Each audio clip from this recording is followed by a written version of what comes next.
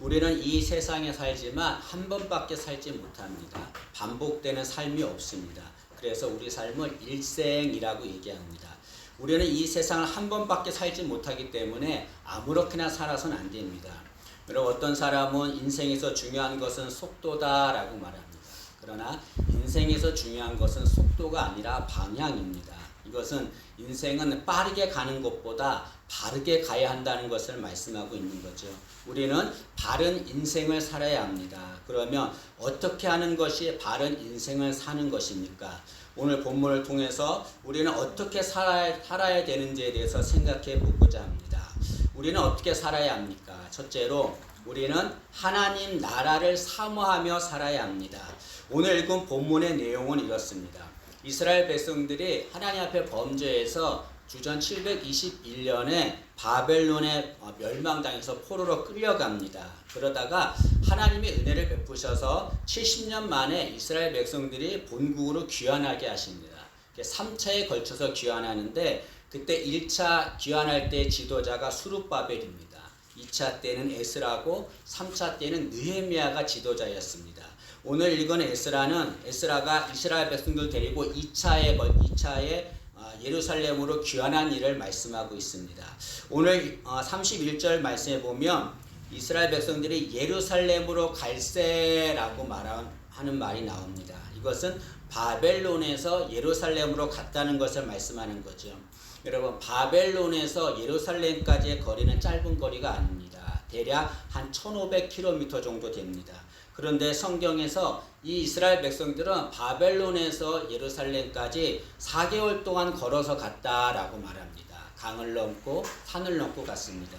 그러면 4개월 동안에 1500km를 갔다고 하는 것은 매일 12km 이상을 걸었다는 것을 말합니다.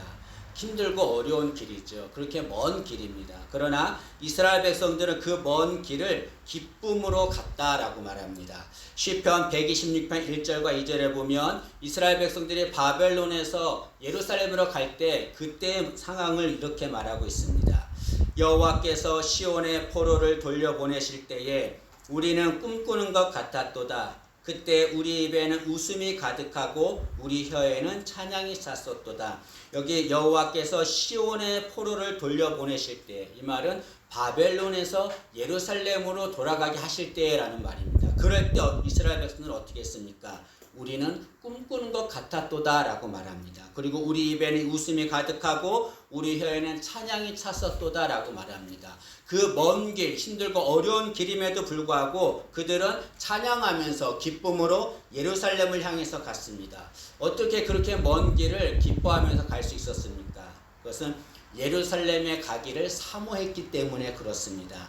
여러분, 이스라엘 백성들은 바벨론의 노예로 있었습니다. 그러다가 자유인이 되어서 자신들의 고향인 예루살렘으로 갑니다. 그 예루살렘으로 가는 것이 너무나 기뻤습니다. 거리는 전혀 문제가 되지 않았습니다. 이스라엘 백성들은 그 예루살렘으로 가는 것을 사모하며 갔습니다. 그럼 여기서 바벨론은 세상을 말합니다. 예루살렘은 하나님의 나라를 말합니다. 이스라엘 백성들이 예루살렘을 사모하면서 그곳을 향해 갔듯이 우리도 하나님의 나라를 사모하며 사는 자가 되어야 될 줄로 믿습니다. 빌립보서 3장 20절에 우리의 시민권은 하늘에 있는지라 라고 말씀하고 있습니다. 우리의 시민권이 하나님의 나라에 있다라고 말씀합니다. 우리의 시민권이 하늘에 있다는 것은 무슨 말입니까? 우리는 하나님의 백성이라는 것을 말씀합니다.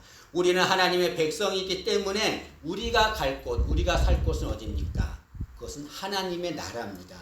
우리는 이 세상에 살잖아요. 이 세상은 잠시 동안 거쳐가는 곳입니다. 그러나 우리가 영원히 살 곳은 이 세상이 아니라 하나님의 나라입니다. 우리는 이 세상에 잠시 살다가 하나님의 나라에 갈 것입니다. 우리가 갈 그 하나님의 나라를 사모하며 사는 자가 되어야 될 줄로 믿습니다. 혹자는 하나님의 나라는 존재하지 않습니다. 이 세상이 전부입니다 라고 말하면서 이 세상만을 바라보며 사는 자들이 있습니다. 여러분, 바벨론에 있던 노예들도 다 예루살렘으로 귀환하지 않았어요.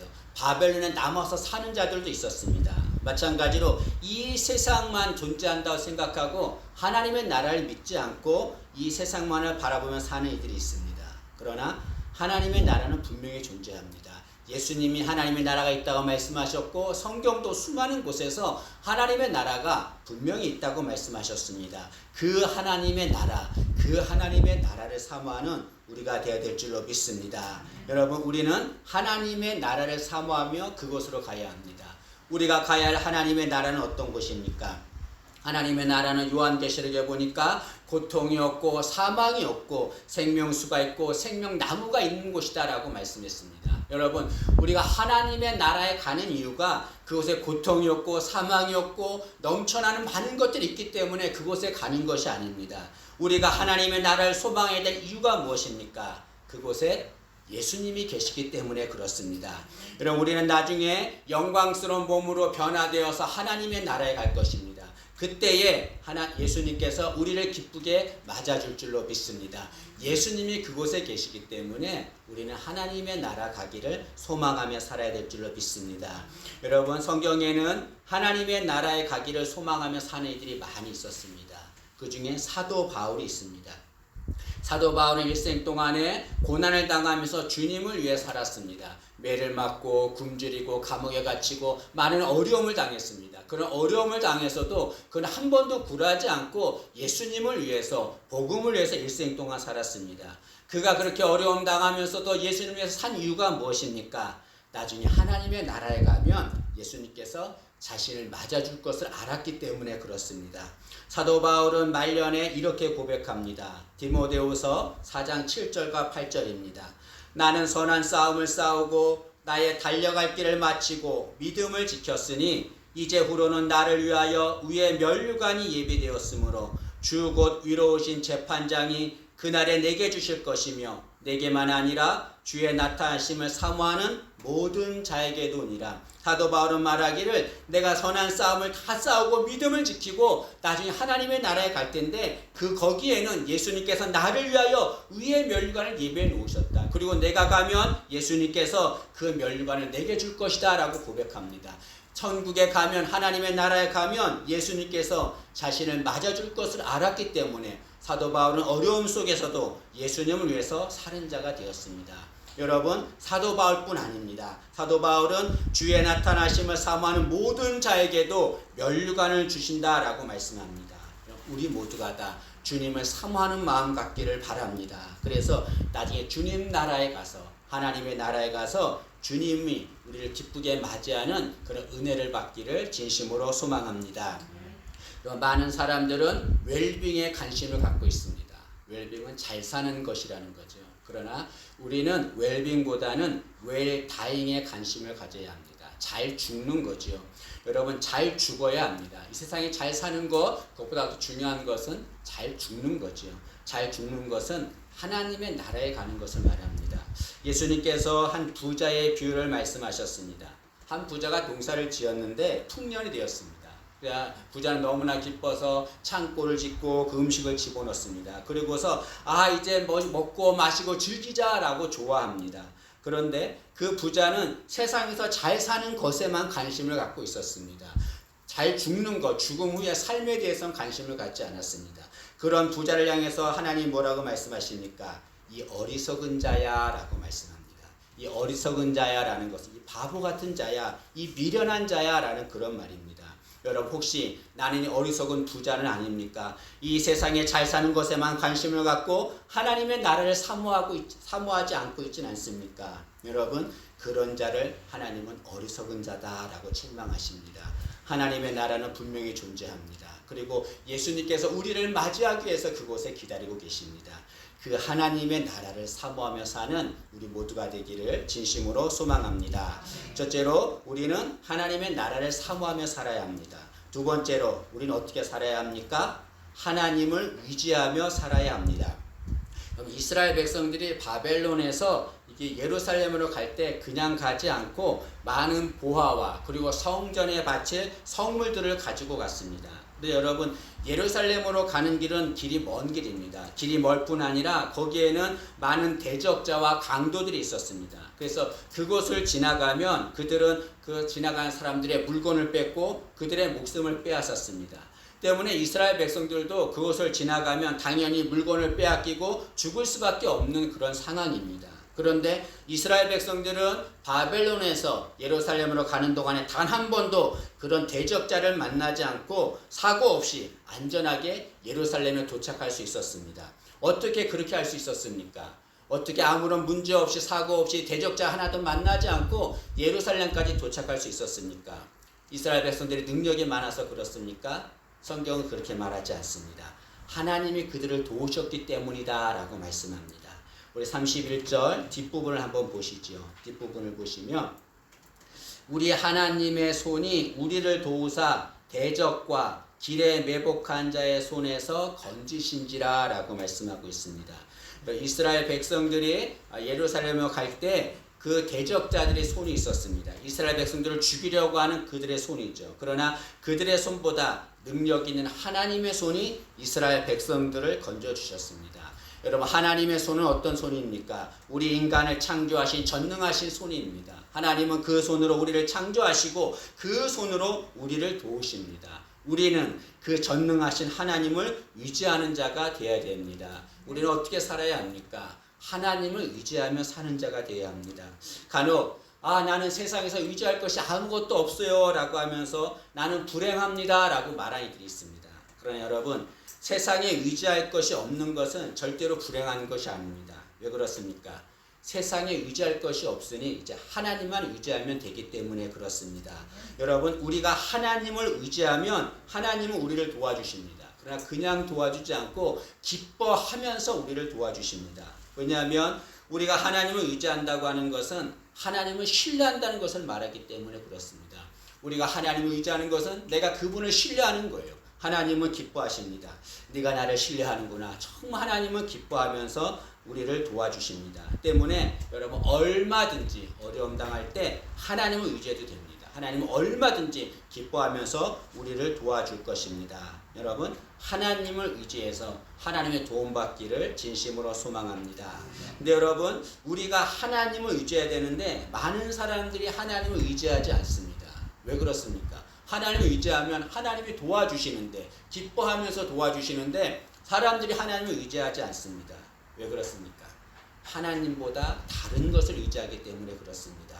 우리가 하나님을 의지하기 위해서 꼭 해야 할 것이 있습니다. 그것은 내가 의지하는 것을 포기해야 합니다. 세상에 많은 사람들은 하나님을 의지하지 않습니다. 왜냐하면 하나님 외에 다른 것을 의지하기 때문에 그렇습니다.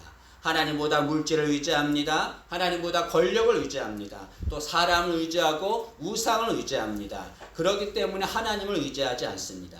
그러나 여러분, 내가 하나님을 의지할 때 하나님이 나를 도와주십니다. 그러려면 내가 의지하는 것을 포기해야 합니다. 내가 잡고 있는 것을 놓아야 하나님을 잡을 수 있는 거죠. 여러분, 이스라엘 백성들이 바벨론에서 예루살렘으로 갈 때에 그 바사 왕이 예루살렘으로 가는 이스라엘 백성들을 돕기 위해서 그들에게 군사를 제공해 줍니다. 그런데 이스라엘 백성들은 이 바사 왕이 제공해 주는 군사를 거절합니다. 왜 그렇습니까? 군사 의지하지 않은 거예요. 하나님만 의지한 것입니다. 자, 군사 의지하는 거 포기하고 하나님을 의지한 거죠. 그러자 하나님이 그들을 도와주셨습니다. 이스라엘 백성들은 상황을 보지 않았습니다. 자신의 힘들고 어려운 상황, 그 상황 절대로 보지 않고 무엇만 바라봤습니까? 하나님만 바라보고 의지했습니다. 여러분, 우리도 인생 살아가면서 힘들고 어려운 상황이 있습니다. 언제나 힘들고 어려운 상황, 예수를 믿던 예수를 믿지 않던 모든 사람 다 어려움이 있습니다. 그러나 여러분, 중요한 것은 상황을 보는 것이 아니죠. 뭘 봐야 합니까? 그 상황 뒤에 계시는 하나님을 바라보고 의지해야 합니다. 그럴 때 하나님이 도와주는 거죠. 인간이 창세기에 보면 범죄에서 하나님이 홍수로 심판하십니다. 홍수로 비를 내리고 어제 오늘 막 비가 왔는데 이건 상상도 안 되는 온 인류의 비가 내렸습니다. 홍수 심판을 하셨습니다. 홍수가 끝나자 하나님은 노아에게 내가 다시는 물로 심판하지 않겠다라고 약속하셨어요. 그리고 그 증표로 무지개를 노아에게 주셨습니다. 그런데 그 무지개를 어디에 두셨냐면 구름 속에 두셨다라고 말씀합니다. 여러분, 하나님의 무지개를 구름 속에 두셨습니까? 여러분, 노아가 하늘을 볼 때 맨 처음 보는 것은 구름입니다. 그 구름이 어떤 것입니까? 비가 오는 게 비를 오게 하는 겁니다. 노아는 구름을 봤을 때 두려웠을 것입니다. 또다시 홍수 심판이 임하는구나 두려웠을 것입니다. 하나님은 노아야 그 구름을 보지 말아라. 그 상황 보지 말고 그 구름 뒤에 있는 무지개를 봐라. 내가 너에게 준 아름다운 무지개 그거 바라보라 라고 말씀하고 있는 거죠. 하나님께서는 노아야 구름 보고 두려워하지 말고 그 구름 뒤에 있는 내가 너에게 준 무지개 그 은혜를 바라보라고 말씀하고 있습니다. 여러분 인생 살 때 힘들고 어려운 상황이 있습니다. 상황은 항상 우리를 힘들게 하고 두렵게 하고 주저앉게 합니다. 그러나 그 상황 바라보지 말고 그 뒤에 계시는 하나님의 은혜가 있습니다. 그 은혜를 바라보며 의지하는 우리가 되기를 진심으로 소망합니다. 이사야 41장 10절은 이렇게 말씀합니다. 두려워하지 말라 내가 너와 함께함이라 놀라지 말라 나는 하나님이 됨이니라 내가 너를 굳세게 하리라 참으로 너를 도와주리라 참으로 나의 위로운 오른손으로 너를 붙들리라 라고 말씀하고 있습니다. 하나님께서 그 위로운 오른손으로 우리를 창조하신 손으로 우리를 붙드신다 라고 말씀하고 있습니다. 우리를 붙드시고 도우시는 하나님 그 하나님만을 의지하며 사는 우리 모두가 되기를 진심으로 소망합니다. 세 번째로 우리는 어떻게 살아야 합니까? 우리는 하나님께 예배드리며 살아야 합니다. 이스라엘 백성들이 바벨론에서 예루살렘으로 도착을 했습니다. 그런데 예루살렘에 도착한 이스라엘 백성들이 제일 먼저 한 것이 있습니다. 그것이 무엇입니까? 자신이 살 집을 지었겠습니까? 그들이 제일 먼저 하는 것은 하나님께 제사 드리는 것이었습니다. 우리 35절 말씀을 한번 보시죠. 35절 말씀 보시면 사로잡혔던 자의 자손 곧 이방에서 돌아온 자들 그러니까 바벨론에서 돌아온 자들 그들이 이스라엘의 하나님께 번제를 드렸는데 라고 말합니다. 바벨론에서 예루살렘으로 돌아온 이스라엘 백성들이 제일 먼저 한 것은 그들은 하나님 앞에 제사를 드리는 것이었습니다. 이스라엘 백성들이 예루살렘에 온 목적이 무엇입니까? 그것은 하나님께 제사를 드리기 위함이었습니다. 이스라엘 백성들이 왜 멸망을 당했습니까? 하나님을 떠나서 우상을 섬겼기 때문에 그렇습니다. 그들은 알았습니다. 하나님만을 섬겨야 되는구나. 그래야 우리가 살 수 있는구나. 그리고 그들은 하나님 앞에 제사를 드리기 위해서 그 목적을 갖고 예루살렘으로 왔습니다. 그리고 그 목적대로 하나님께 제사를 드린 거죠. 여러분 이스라엘 백성들의 목적은 제사였습니다. 우리의 삶의 목적은 무엇입니까? 우리의 삶의 목적도 하나님께 예배드리는 것이 되어야 될 줄로 믿습니다. 여러분 세상의 목적은 성공하는 것입니다. 그러나 신앙인의 목적은 하나님께 예배드리는 것입니다. 왜냐하면 우리는 하나님께 예배드리도록 창조되었기 때문에 그렇습니다. 이사야 43장 21절 말씀입니다. 하나님이 이렇게 말씀하셨습니다. 이 백성은 내가 나를 위하여 지었나니 나를 찬송하게 하려 함이라. 나를 찬송하기 위해서 나에게 예배드리기 위해서 내가 이 백성을 창조했다라고 말씀하고 있습니다. 하나님 우리를 창조하신 목적 하나님께 예배드리기 위해서입니다. 하나님 우리에게 예배받기를 원하십니다. 우리 하나님이 창조하신 목적대로 하나님께 예배드리며 사는 우리 모두가 되기를 진심으로 소망합니다. 여러분 무엇이든지 기본이 중요합니다. 왜냐하면 기본이 무너지면 모든 것이 무너지기 때문에 그렇습니다. 신앙도 기본이 중요합니다. 신앙의 기본은 예배입니다. 예배가 무너지면 신앙은 무너질 수밖에 없습니다. 여러분 아무리 기도를 많이 해도 아무리 봉사를 많이 하고 전도를 많이 해도 예배를 드리지 않으면 그 신앙은 무너지고 맙니다. 가장 중요한 것은 예배 드리는 거죠. 여러분 이스라엘 백성들이 예루살렘에 와서 맨 처음 한 것이 하나님 앞에 제사를 드리는 것이었습니다. 그들이 제사 드릴 때 그들의 마음은 어땠을까요? 감사와 감격이 넘쳤을 것입니다. 바벨론에 노예했던 우리들을 하나님이 구원해 주셔서 자유인이 되게 하셨구나. 그들은 너무나 감사하면서 하나님 정말 감사합니다. 감격하면서 제사를 드렸을 것입니다. 우리는 어떤 자들입니까? 우리는 사탄의 노예로 있던 자들이었습니다. 그런 우리들을 하나님께서 구원하셨습니다. 죄와 사망에서 환난에서 우리를 구원해 주셨습니다. 마땅히 우리도 하나님께 하나님 정말 감사합니다. 나를 구원해 주신 것 정말 감사합니다. 환난에서 나를 지켜주신 것 정말 감사합니다. 그런 감사의 마음으로 감격하면서 예배드리는 우리가 되어야 될 줄로 믿습니다. 아멘. 엄마라고 불러도 돼요라고 하는 책이 있습니다. 이 책은 케이트 데이비드라고 하는 여인이 우간다에서의 생활을 적은 책입니다. 케이트 데이비드는 20대 초반의 백인 여성입니다. 그녀는 부유한 가정에서 살았고 잘생긴 남자친구가 있었고 공부도 1등하는 여성이었습니다. 근데 이 여인이 고3 때 우간다에서 3주간 봉사활동을 합니다. 그리고 돌아왔는데 그곳에 있는 아이들이 너무 생각이 나는 거예요. 그래서 대학을 합격했지만 부모님에게 간곡히 부탁해서 1년 휴학을 합니다. 그리고 우간다에 가서 봉사를 합니다. 그곳에서 1년 동안 봉사하는데 한 5살 된 아이가 케이트 이 여인에게 와서 귓속말을 뭘 하고 싶은 거예요. 말을 하고 싶은 거예요. 기회 됐더니 그 아이가 이렇게 말합니다. 엄마라고 불러도 돼요? 죄송합니다. 그 아이가 엄마라고 불러도 돼요? 라고 물었습니다. 아이의 소리를 들은 케이트는 진짜 내가 이 아이의 엄마가 돼야겠다라고 결심하고 그 아이를 입양합니다. 그리고 그 아이 외에 14명의 아이들을 더 입양하고 400명이 되는 아이들을 도와줍니다. 그리고 대학을 포기하고 우간다에서 봉사합니다. 우간다에서의 삶은 힘들고 어려웠습니다. 집에는 생쥐와 벌레들이 득실했고 아이들의 몸에는 고름과 기생충이 많았습니다. 그런 상황에서 케이트는 이렇게 고백합니다. 나는 엄마로 통한다. 아이들은 나를 엄마라고 부른다. 400명의 아이들도 나를 엄마라고 부른다. 나중에는 마을 사람들도 나를 엄마라고 부른다. 아이들은 내 귀에 대고 나에게 엄마라고 부른다. 그리고 그 소리를 들을 때마다 기쁨으로 내 심장이 마구 뛰었다. 그리고 나서 케이트는 이렇게 고백합니다. 우리가 하나님을 부를 때 하나님도 그러하시리라 라고 고백합니다. 여러분, 우리가 예배드리면서 하나님의 이름을 부를 때 하나님은 그 소리가 너무나 기뻐서 하나님은 심장이 뛰십니다. 여러분, 우리 예배드릴 때 하나님의 이름을 부르면서 하나님의 심장을 뛰게 하는 그런 예배자가 되기를 진심으로 소망합니다. 우리는 어떻게 살아야 합니까? 하나님께 예배드리는 삶을 살아야 될 줄로 믿습니다. 말씀을 마치겠습니다. 우리는 어떻게 살아야 합니까? 주님이 우리를 기다리시는 하나님의 나라를 바라보며 살아야 합니다. 우리는 어떻게 살아야 합니까? 우리를 도우시는 하나님을 의지하며 살아야 합니다. 우리는 어떻게 살아야 합니까? 우리를 구원해 주신 하나님께 예배드리며 살아야 합니다. 그런 삶을 사는 우리 모두가 되기를 진심으로 소망합니다. 기도하겠습니다. 하나님 아버지, 우리는 어떻게 살아야 합니까?